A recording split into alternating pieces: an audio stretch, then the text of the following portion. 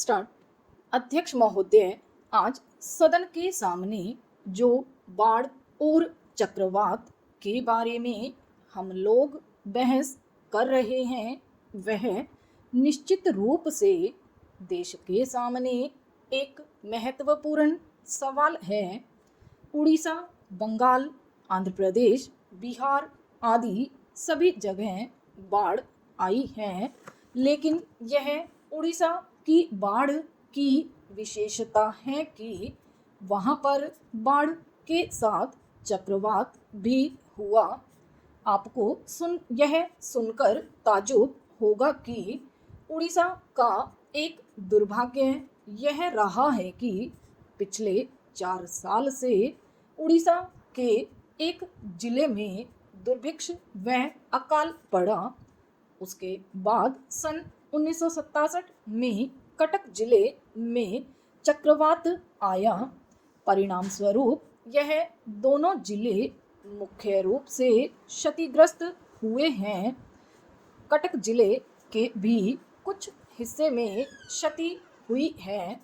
मेरा यह सरकार के खिलाफ आरोप है कि मेरे चुनाव क्षेत्र में पूरी जिले में 26 तारीख को जब चक्रवात हुआ तो आपको यह जानकर ताज्जुब होगा कि उसके बारे में मैंने प्रधानमंत्री जी को चिट्ठी लिखी और मैंने उनसे आग्रह किया कि वह खुद वहाँ पर जाएं या कुछ मंत्रियों को भेजें, लेकिन वह तत्काल वहाँ पर नहीं गए।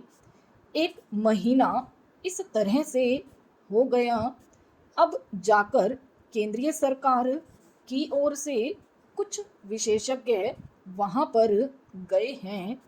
स्थिति की भयंकरता का अनुमान आप इसी से लगा सकते हैं कि कोई 13 लाख लोग बेघर-बार हुए हैं और करीब करीब 4,88,000 एकड़ जमीन पूरे धान की फसल, जो कि एकमात्र वहाँ की फसल है, वह सब खत्म हो गई है।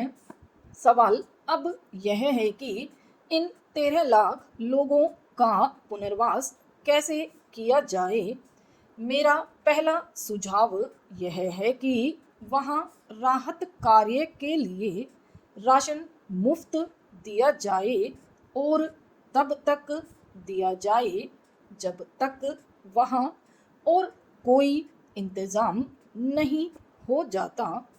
आपको यह भी पता है कि वहाँ पर बच्चों की पढ़ाई काफ़ी पीछे पड़ गई है। हाई स्कूल और प्राथमिक स्कूल गिर चुके हैं, इसलिए वहाँ के बच्चों की फीस माफ़ की जाए और परीक्षाएं कुछ समय के लिए स्थगित की जाएं।